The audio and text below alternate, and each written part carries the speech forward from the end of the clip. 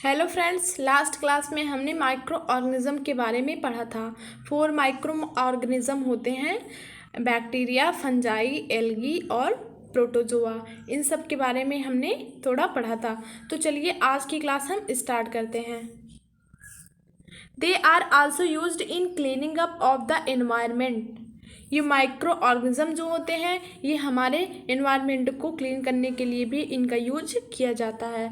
For example the organic waste, vegetable peels, remains of animal faeces etcetera are broken down into harmless and usable substance by bacteria. Example के लिए जैसे हम ले सकते हैं organic waste, जैसे सब्जियों के छिलके, एनिमल्स के अवशेष, बचे हुए भाग, विष्ठा मतलब फीसेस जो होते हैं वेस्ट मटेरियल, जो हमारी बॉडी पार्ट से या किसी भी एनिमल के बॉडी पार्ट से जो वेस्ट मटेरियल निकलते हैं एनएस द्वारा, उनको ही फीसेस कहते हैं। Are broken down into harmless are usable substance by bacteria. ये सारे ऑर्गेनिक वेस्ट जो होते हैं बैक्टीरिया जो होता है इनको क्या करता है, डिकम्पोज करके इनको यूजेबल सब्सटेंस में चेंज कर देता है, हार्मलेस बना देता है। ठीक है, इनका यूज हम कर लेते हैं फील्ड में। Recall that bacteria are also used in preparation of medicine. इसके अलावा भी बैक्टीरिया जो होता है मेडिसिन बनाने में भी यूज किया जाता है, दवाओं को तैयार करने में भी इनका यूज किया जाता है बैक्टीरिया का। चलिए आगे बढ़ते हैं। In agriculture they are used increase soil fertility by fixing nitrogen. इसके अलावा भी एग्रीकल्चर में भी हम बैक्टीरिया का यूज करते हैं। ये बैक्टीरिया जो होते हैं एग्रीकल्चर में सॉइल की फर्टिलिटी को बढ़ाते हैं, सॉइल की फर्टिलिटी को इंक्रीज करते हैं। कैसे? फिक्सिंग नाइट्रोजन को फिक्स करके। जिस फील्ड में भी, जिस खेतों में भी नाइट्रोजन की डेफिशिएंसी हो जाती है तो ये बैक्टीरिया जो होते हैं, बैक्टीरिया का नेम होता है राइजोबियम बैक्टीरिया। ये राइजोबियम बैक्टीरिया जो होते हैं सॉइल में नाइट्रोजन की डेफिशिएंसी को पूरी कर देते हैं और इससे जो होता है सॉइल की फर्टिलिटी बढ़ जाती है। चलिए आगे बढ़ते हैं। Making of curd and bread. हम बैक्टीरिया से कैसे कर्ड और ब्रेड को बनाते हैं। दही एवं ब्रेड का बनना। चलिए पढ़ते हैं। You have learn in class 7 that milk is turned into curd by bacteria. आप क्लास 7 में पढ़ चुके हैं कि बैक्टीरिया जो होते हैं दूध को दही में चेंज करते हैं। I saw that my mother added a little curd to warm milk to set curd for the next day. I wonder why. हमने अपनी माँ को थोड़ा गर्म दूध में, गुनगुने दूध में थोड़ा दही मिलाते हुए देखा है, जिससे दही जम जाती है। I wonder why. हमें आश्चर्य हुआ ऐसा क्यों होता है, ये गर्ल्स कहती है। ठीक है, चलिए आगे बढ़ते हैं। Curd contains several microorganism. Curd जो होता है इसमें, दही जो होती है इसमें बहुत से माइक्रो ऑर्गेनिज्म पाए जाते हैं। Of this bacterium lactobacillus promotes the formation of curd. जैसे कि लैक्टोबैसिलस बैक्टीरिया का नेम होता है, लैक्टोबैसिलस बैक्टीरिया होता है जो कि दूध को कर्ड में चेंज करता है, कर्ड का फॉर्मेशन करता है। कौन सा बैक्टीरिया? लैक्टोबैसिलस बैक्टीरिया जो होता है मिल्क को कर्ड में कन्वर्ट करता है। It multiplies in milk and convert it into curd. यह जो होता है क्या करता है, कर्ड में, मिल्क को कर्ड में कन्वर्ट करता है। Bacteria are also involve in making of cheese, pickles and many other food items. Bacteria जो होते हैं ये इसके अलावा भी, जैसे कर्ड के अलावा भी और बहुत से फूड आइटम्स को बनाते हैं, जैसे कि चीज़ हुआ, पनीर को भी बैक्टीरिया बनाते हैं, पिकल्स अचार को भी बनाते हैं, and many other food item. इसके अलावा भी बहुत ढेर सारे फूड आइटम्स में भी बैक्टीरिया जो होते हैं इन्वॉल्व होते हैं। चलिए आगे पढ़ते हैं। एन इम्पॉर्टेंट इंग्रेडिएंट ऑफ रावा, सूजी, इडली एंड भटूराज इज कर्ड। इसके अलावा भी बहुत से फूड आइटम्स हैं जिनमें बैक्टीरिया का यूज होता है, जैसे कि कर्ड का यूज करते हैं हम। कर्ड जो होता है बैक्टीरिया से ही तो बनता है, तो वही बता रहे हैं। कर्ड का यूज करके हम कर्ड जैसे इंग्रेडिएंट का यूज करके हम क्या बनाते हैं, इडली बनाते हैं, भटूरा बनाते हैं। ये सब क्या करते हैं, कर्ड इंग्रेडिएंट का यूज करके हम इडली और भटूरा का बनाते हैं। ये इम्पॉर्टेंट इंग्रेडिएंट होता है। क्या, कर्ड जो होता है एक इम्पॉर्टेंट इंग्रेडिएंट होता है। चलिए आगे पढ़ते हैं। Can you guess why? क्या आप गेस कर सकते हैं ऐसा क्यों है? Bacteria and yeast are also helpful for fermentation of rice, idlis and dosa batter.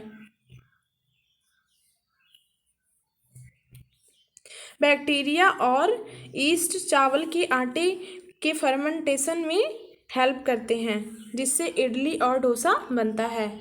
Bacteria yeast जो होते हैं ये फर्मेंटेशन में हेल्प करते हैं, जिससे क्या बनता है, इडली और डोसा बनता है। चलिए आगे बढ़ते हैं। एक्टिविटी 2.3 इसको पढ़ते हैं। 2.3 एक्टिविटी को पढ़ते हैं। टेक ½ kg फ्लोर, आटा और मैदा, add some water and mix with warm water. आप ½ kg आटा लो या मैदा लो, कुछ भी लो।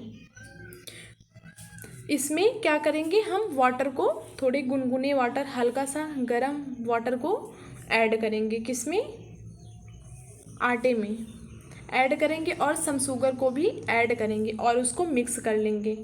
Add a small amount of yeast powder, और उसमें थोड़े से स्मॉल अमाउंट में ईस्ट पाउडर को भी डालेंगे। And need to make a soft dough. तो हम क्या देखते हैं, ये सब डालने के बाद हम क्या देखते हैं, जो यहाँ पे फ्लोर है उसको हम पहले गूँथ लेते हैं, उसको मिक्स कर लेते हैं। तो इसके बाद क्या देखते हैं, क्या आपने गूँथे हुए मैदे को उठा हुआ या फूला हुआ देखा? ऐसा करने के बाद आपने ऑब्जर्व किया कि क्या आटा जो है या मैदा है वो फूल गया? चलिए आगे देखते हैं।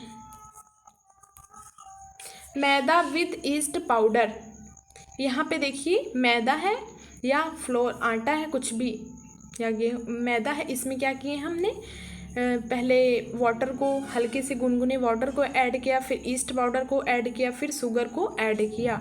इसके बाद क्या देखा हमने, कुछ टाइम के लिए ऐसे रख दिया, फिर क्या हुआ, रेज्ड मैदा जो हो गया फूल गया, फूला हुआ दिख रहा है यहाँ पे। इसमें क्या हुआ होगा, जो ऐसा हुआ, क्या हुआ, फर्मेंटेशन हुआ। East reproduced rapidly and produced carbon dioxide during respiration. East जो है ये बहुत जल्दी से क्या करता है, रेस्पिरेशन करता है। रेस्पिरेशन करके क्या करता है, CO2 को प्रोड्यूस करता है। Bubbles of the gas fill in dough and increase volume. Bubbles of the gas fill dough and increase its volume. तो इससे क्या होता है, ईस्ट पाउडर हमने उसमें मैदे में डाला था, तो ईस्ट क्या करता है, बहुत जल्दी से क्या करता है, रेस्पिरेशन करता है। रेस्पिरेशन करके क्या करता है, CO2 को प्रोड्यूस करता है। तो वो CO2 जो होती है एक गैस होती है, तो गैस की बबल्स क्या होते हैं, मैदे में आ जाते हैं। तो मैदे को क्या करते हैं, वो फुला देते हैं, जिससे मैदा जो होता है वो रेज्ड कर जाता है, और उसका वॉल्यूम जो होता है मैदे का इंक्रीज कर जाता है, इंक्रीज इट्स वॉल्यूम। तो इससे हमें मैदा फूला हुआ दिखाई देता है। किससे, CO2 से। CO2 गैस होती है, उससे ही मैदा जो होता है फूला हुआ दिखाई देता है। ईस्ट क्या करता है, रेस्पिरेशन करता है। ठीक है, चलिए आगे पढ़ते हैं। This is basis of the use of east in baking industry for making breads, pastries and cakes. यह बेकिंग इंडस्ट्री में ईस्ट का यूज किया जाता है, जैसे कि ब्रेड, पेस्ट्री और केक बनाए जाते हैं। किसका यूज करते हैं, ईस्ट पाउडर का यूज करके हम इंडस्ट्रियों में क्या किया जाता है, इंडस्ट्री में ब्रेड बनाया जाता है, पेस्ट्रीज बनाई जाती हैं और केक बनाए जाते हैं ईस्ट का यूज़ करके, ईस्ट पाउडर का यूज करके। तो इससे क्या होता है, ईस्ट क्या करता है, पहले रेस्पिरेशन बहुत जल्दी से रेस्पिरेशन करता है और CO2 को प्रोड्यूस करता है। जो CO2 जो होती है वो मैदे में या आटे को फुला देती है, उसकी CO2 के बबल्स बन जाते हैं, जिससे मैदा जो होता है रेज्ड कर जाता है। तो ईस्ट पाउडर का बहुत ज़्यादा यूज होता है इंडस्ट्रीज में। चलिए आगे बढ़ते हैं। Commercial use of microorganism. Microorganism are used for large scale production of alcohol. Microorganism का बहुत ज़्यादा लार्ज स्केल में यूज किया जाता है, क्या, एल्कोहल का प्रोडक्शन करने में, एल्कोहल का उत्पादन करने में। And wines and acetic acid vinegar. Alcohol का, वाइन का, एसिटिक एसिड या विनेगर जिसको हम सिरका कहते हैं, एसिटिक एसिड विनेगर को हम सिरका कहते हैं, जो कि गन्ने के जूस से बनाया जाता है। इनका यूज़ हम क्या करते हैं, माइक्रो ऑर्गेनिज्म का यूज हम क्या करते हैं, alcohol, wine, acetic acid, vinegar में भी यूज करते हैं। लार्ज स्केल में इसका यूज किया जाता है। East is used for commercial production of alcohol and wine. East जो होता है ये कॉमर्शियल प्रोडक्शन में किया जाता है, क्या करने में, क्या प्रोडक्शन करने में, अल्कोहल एंड वाइन का प्रोडक्शन करने में ईस्ट का यूज किया जाता है। For this purpose east is grown on natural sugar present in grains like barley, wheat, rice, crossed fruit juices etcetera. जौ, गेहूँ, चावल और फ्रूट्स के जूस में ये प्रेजेंट होता है, क्या, ईस्ट।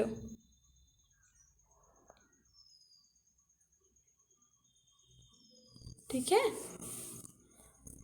इन शुगर में, grains, barley, wheat, rice, crust fruits juice में, ये सब जैसे जौ, गेहूँ, चावल और फल के जूस में प्रेजेंट जो नेचुरल वो होती है, नेचुरल शुगर होती है, नेचुरल शुगर में ईस्ट द्वारा अल्कोहल एवं शराब का उत्पादन किया जाता है, शराब का उत्पादन किया जाता है, अल्कोहल या वाइन्स का वो प्रोडक्शन किया जाता है। ठीक है, कैसे, जो कि नेचुरल शुगर होती है। किस में नेचुरल शुगर पाई जाती है, ग्रेन्स जैसे बार्ली, व्हीट, राइस में क्या होती है, इन सारे जूस में क्या होती है, नेचुरल शुगर होती है। इन नेचुरल शुगर का यूज़ हम क्या करते हैं, किसका प्रोडक्शन करने में, वाइन्स और अल्कोहल का प्रोडक्शन करने में यूज करते हैं। ठीक है, चलिए आगे बढ़ते हैं। एक्टिविटी 2.4 को पढ़ते हैं। Take a 500 ml beaker filled up to 3/4 with water. Dissolve 2 to 3 teaspoons of sugar in it. 500 ml का एक बीकर लो और उसमें 3/4 पार्ट तक वाटर फिल कर दो। इसके बाद उसमें 2 से 3 स्पून शुगर को डिज़ोल्व कर दो, घोल दो। ठीक है, एड आगे बढ़ते हैं। Add half a spoon yeast powder of to the sugar solution. इसके बाद उसमें ईस्ट पाउडर को भी ऐड कर दो, किसमें, शुगर सॉल्यूशन में ईस्ट पाउडर को भी ऐड कर दें।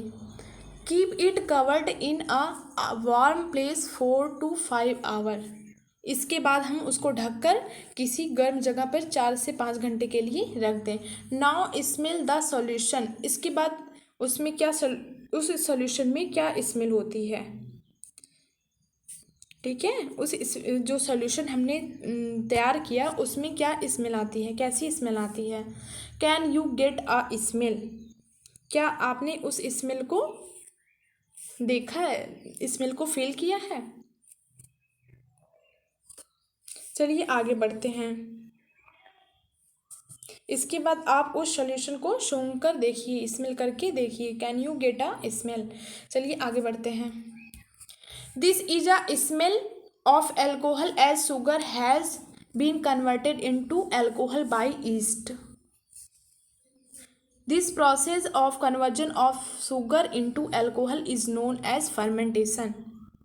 ठीक है, क्या कह रहे हैं, वो क्या स्मेल है, जो हमने स्मेल को सूंघा वो स्मेल क्या है, अल्कोहल की स्मेल है, अल्कोहल की स्मेल है, जिसमें शुगर जो होता है, ईस्ट जो होता है वो शुगर को अल्कोहल में कन्वर्ट कर देता है। इस प्रोसेस को हम क्या कहते हैं, फर्मेंटेशन कहते हैं। This process of conversion sugar into alcohol is known as fermentation.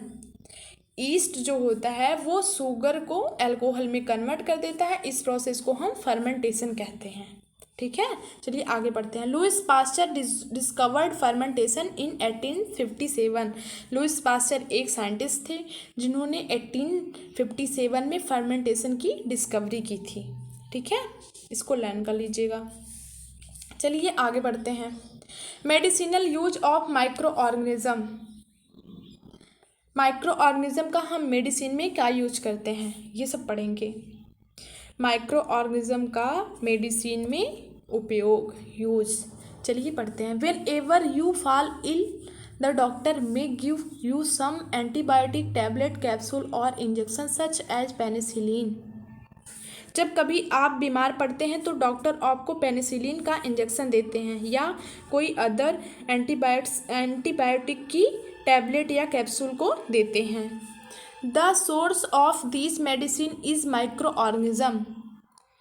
यह एंटीबायोटिक्स का सोर्स क्या है, माइक्रो ऑर्गेनिज्म है।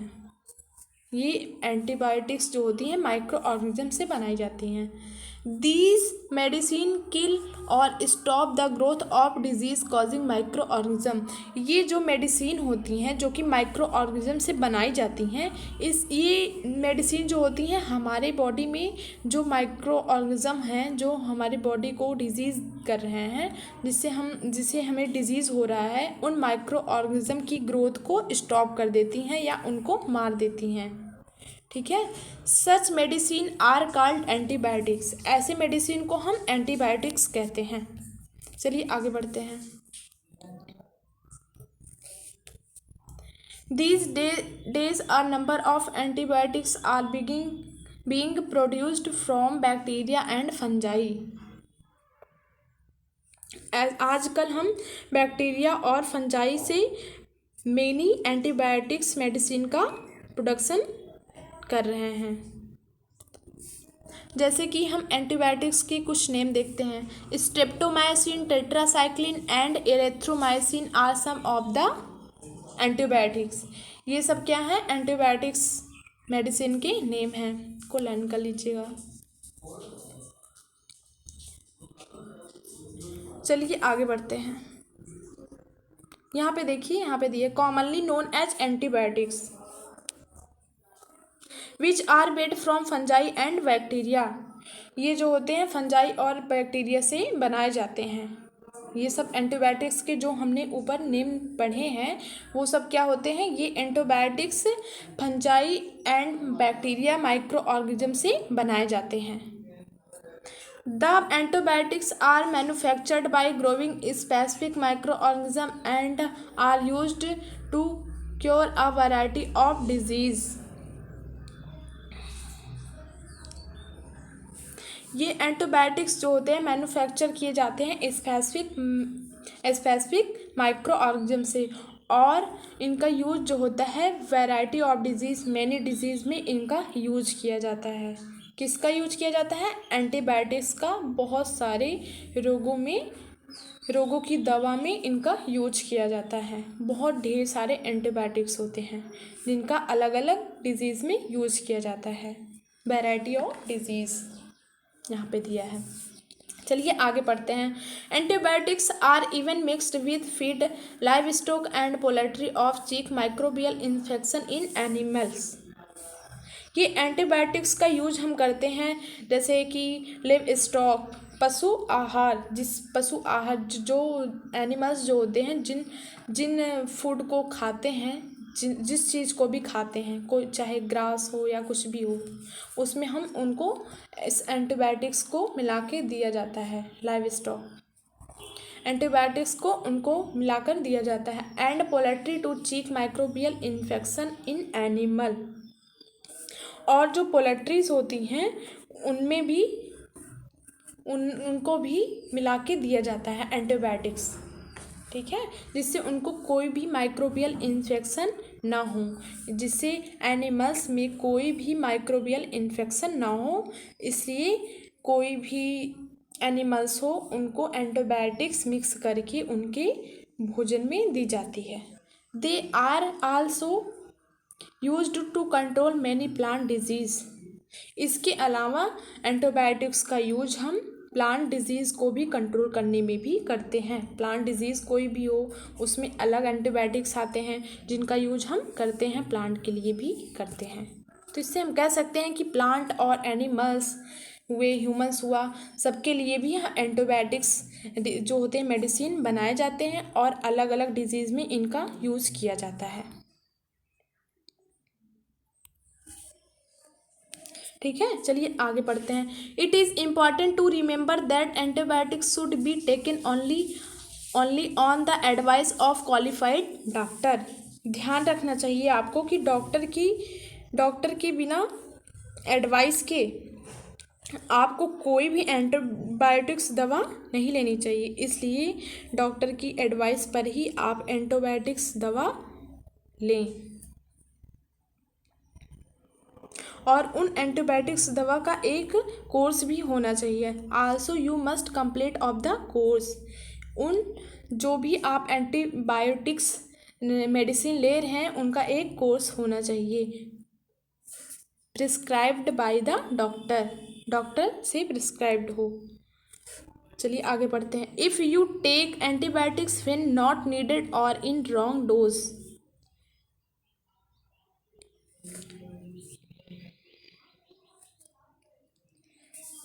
it may make the drug less effective when you might need it in future। ठीक है, यदि आप कोई भी एंटीबायोटिक्स उस समय लेंगे जब आपको उसकी ज़रूरत नहीं है, तो नेक्स्ट टाइम जब आप बीमार होंगे तो आपको एंटीबायोटिक्स की फिर एंटीबायोटिक्स की आपको ज़रूरत होगी, वो उसमें इफ़ेक्टिव नहीं होगी, लेस इफ़ेक्टिव होगी। ठीक है, इसलिए आपको डॉक्टर के एडवाइस से ही कोई भी एंटीबायोटिक्स दवा को खाना चाहिए। अगर बिना डॉक्टर के एडवाइस के भी कोई भी एंटीबायोटिक्स दवा आप खा रहे हैं तो वो आपके लिए लेस इफ़ेक्टिव होगी तब जब आपको उस एंटीबायोटिक्स की दवा की ज़रूरत होगी, तो आपके लिए वो लेस इफ़ेक्टिव होगी। ठीक है, चलिए आगे बढ़ते हैं। Also antibiotics taken unnecessarily may kill the beneficial bacteria in the body।